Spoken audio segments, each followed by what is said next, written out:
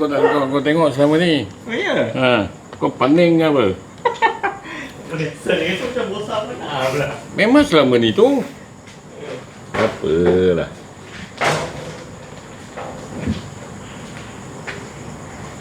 Dah pandai dah trade tengok. Okey lah tu. Tapi $2 okey lah. Tapi 5 hari dah $10. yang ni apa tu? Yang Macam tu nampak tu. Tak untung bodoh lah tu. BTC tu berapa jauh tu jatuh. Kan? Kat merah pam. yang ke merah tu saya tak Yang ke merah apa benda okey ya kan dia bila nak trade tu merah ni Itu apa benda tu? nak trade yang ni lah yang apa? Apa? Sale lah. Apa? Sale close je bang kau. Tak.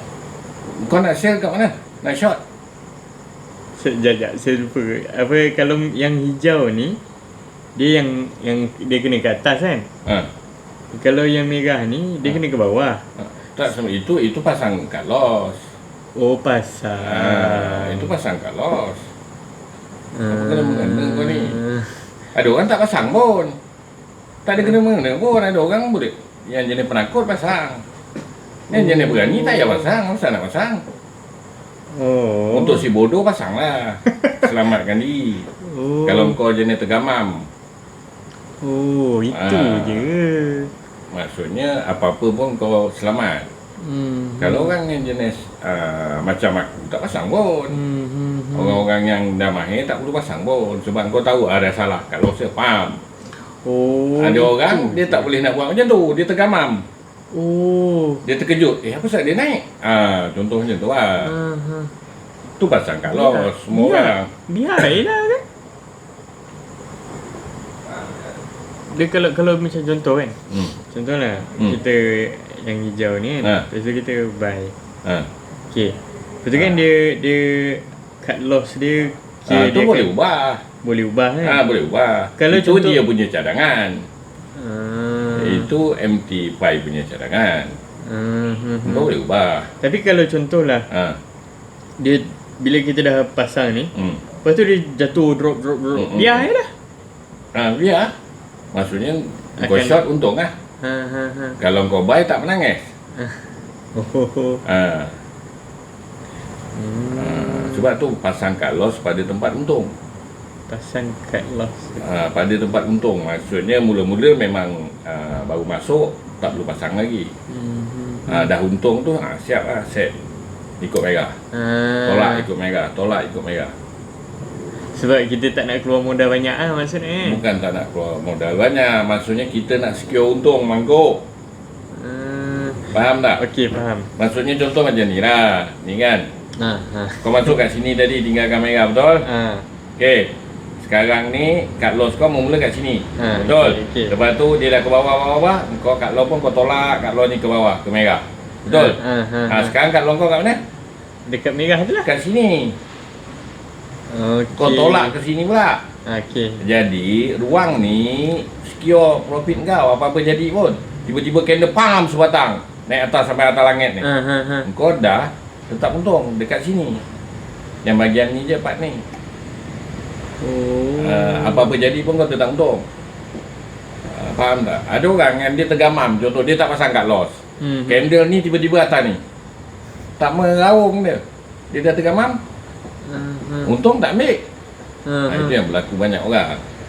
Dia rasa dia pandai. Sebenarnya tak pandai. Sebab tu orang-orang macam kau, orang-orang yang belum mahir, pasang kat loss. Pada tempat untung. Macam kawan kau ni kan Anto. Yang untung ni kan. Mana ni? Yang ni. Berapa? $80. Okey je. Tak susah pun. Kejap lagi dia sampai. Siapa nama? Wis, kau punya IB lah. IB pening kau.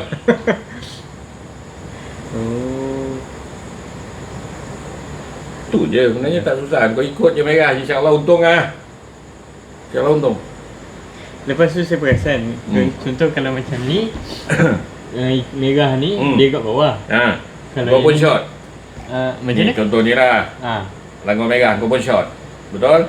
Maksudnya sell lah. Betul? Dia langgar merah balik. Kena kat loss. Betul? Lepas tu kau pun long. Kata kan? Pam, turun balik. Kat loss lagi. Betul? Lepas tu saya short. Jatuh balik pula, short. Pam, naik atas. Ni mungkin biji lah, tak apa lah. Atau kat loss. Lepas tu dia turun bawah balik. Kau pun short. Pam. Rupanya sampai sekarang. Sebab tu kat loss kita jangan peduli. Sebab kecil. Janji kau merah. Jangan kat loss kita pasang kat atas ni. Merah kat bawah ni. Ini yang jadi masalah banyak orang. Kalau buat Dia berharap.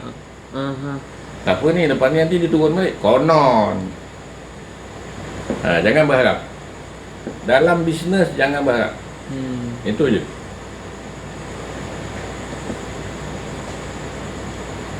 Okey. Sebab tu cakap dia kalau dah untung, secure lah profit tu. Tu je yang paling penting. Jangan untung jadi rugi. Tu mula aku panah hati. Maksudnya tamak kan. Dia maksudnya hari ni berniaga terus mau kaya. Tak payah tunggu esok. Hari ni juga jutawan. Tapi modal $10 je. Pijak kepala dia pun dia tahu.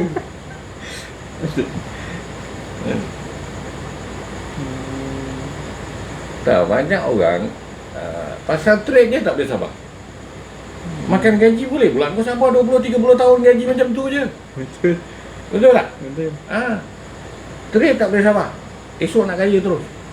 Belajar bos lagi. Engkau sekolah berbelas tahun. Gaji macam tu je. Betul. Siap masuk U lagi. 10 tahun dah campur semua. Grad lah gaji macam tu je. Tak ada pula gaji juta. Boleh sabar. Tiba-tiba trade nak tak sabar pula. Trade tak payah belajar, terus pandai. Kau. Betul.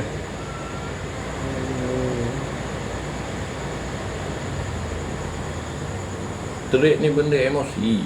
Jangan main-main tu. Tak sabar, berat. Sebab tu orang pandai biasa memang susah. Dari target tu. Orang pandai susah, dia ego. Dia nak market dengar cakap dia. Kalau tak. Dia modal $10 je. Dia tak tahu market tu 1 trilion. Kan? Contoh macam tu lah. Kau ingat kau boleh ubah market tu.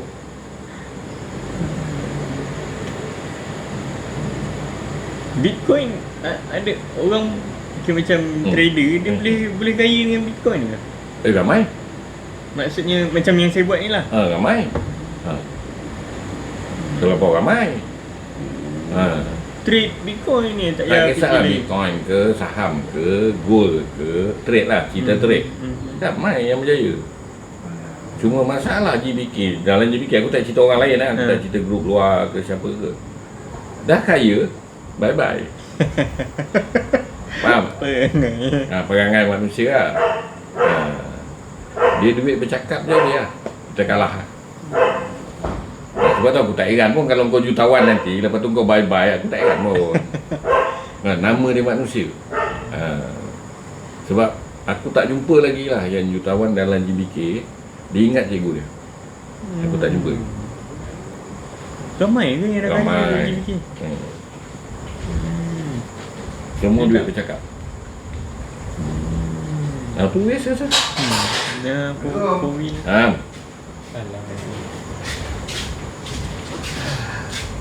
Ni klien kau. Ni lah yang Seman 2. Seman 2? Kau dengan siapa? Dengan Hafizan. Man yang hantar ni. Man. Man juga. Pijak. $80 untung. Steady. Asyik je tu. Dia bukan nasib tu. Sebenarnya itu kau ikut kuning. Faham? Tu kali ikut macam tu. Tak, kau ikut kuning. Kalau kau main ikut kuning boleh, tapi lama lah nak hold. Kau ikut merah. Kau kena faham macam tu. Ada orang dia ikut kuning.